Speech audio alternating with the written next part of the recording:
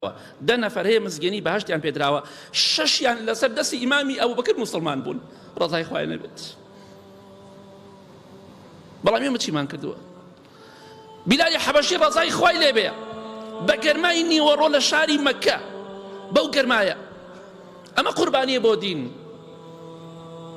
ئیمامی ئەبوبەکری سیدیق ڕەزای خوای لێبێ لەسەر دەستی ئەو بە ئیزنی خوا 6 نەفەر لەوانەی کە مزگەنی بەهەشتیان پێدراوە 10 نەفەر هەیە مزگەنی بەهەشتیان پێدراوە 6یان لەسەر دەستی ئیمامی ئەبوبەکر موسڵمان بوون ڕەزای خوای نەبێت.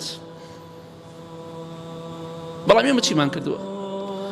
بیلالی حەبەشی ڕەزای خوای لێبێ بە گەرمای نیوەڕۆ لە شاری مەککە بەو گەرمایە ئەمە قوربانیە بۆ دین، نەک شایەکەیتەوە هەڵپەرکێکیتەوە تەعزیەکەیتەوە.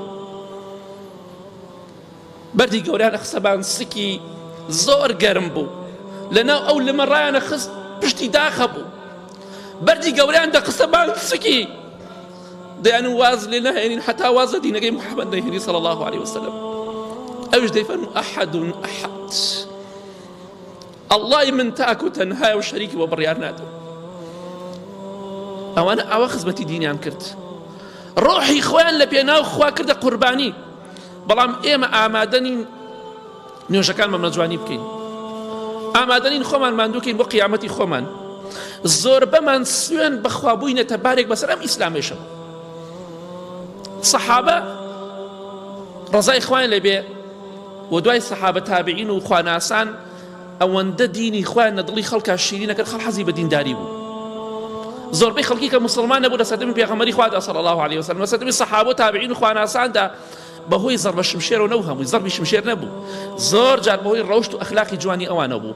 بەڵام ئێمە زۆرێکمان وامان لێ هاتووە خەڵک بەهۆی ئێمە واز لە نوێژ دێنێ، خەڵک بەهۆی ئێمەوە واز لە حەج دێنێ، خەڵک بەهۆی ئێمەوە واز لە عومرە دێنێ، خەڵک بەهۆی ئێمە واز لە دینداری دێنێ. دەڵێ مادەم ئەمە حەجی کرد من حەج ناکەم، مادەم ئەمە عومرەی کرد من عومرە ناکەم، مادەم ئەمە وای کرد من نایکەم.